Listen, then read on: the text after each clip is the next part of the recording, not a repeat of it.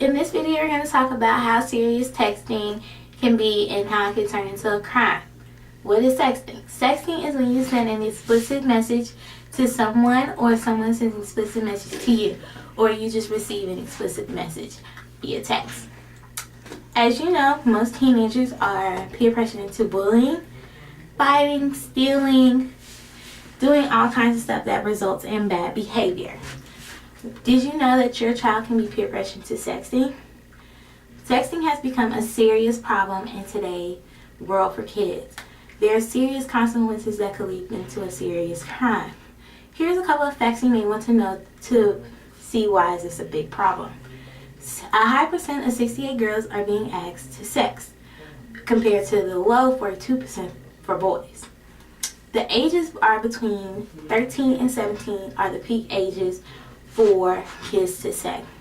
76.2% of those kids have been in sexual behavior. Now I bet you're wondering, oh, they can't be in too much trouble, it's not that serious. Well, you're wrong. You could be in a lot of trouble for this. Here's a story that I found interesting because of their age and the crime they committed. Ben Hunt and John Ecker are both 14-year-old boys.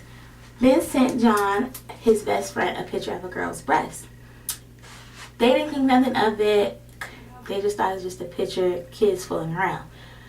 But the picture ended up getting to the principal of their school. She thought it was completely disrespectful, very vulgar, especially for their age, and she didn't want that in her school. She turned the picture into the police. The police later seized Ben's phone, and Ben and John, both boys, and a couple of other students who received the picture got into major trouble. They're facing jail time now for trafficking child pornography and may end up having to sign up as registered sex offenders.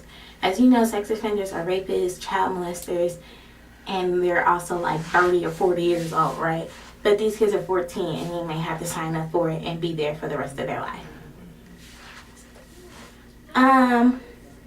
As a parent, you may want to prevent this from your child because it's a scary thing for them and for you to go through.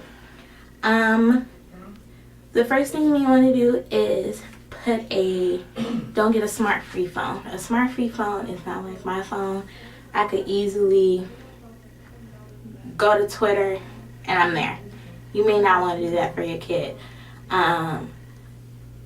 You may want to put a parental block on them. You can either go online and put it on there, or you could put it on their phone. I personally don't know how to do it because I'm 20. I don't have that issue.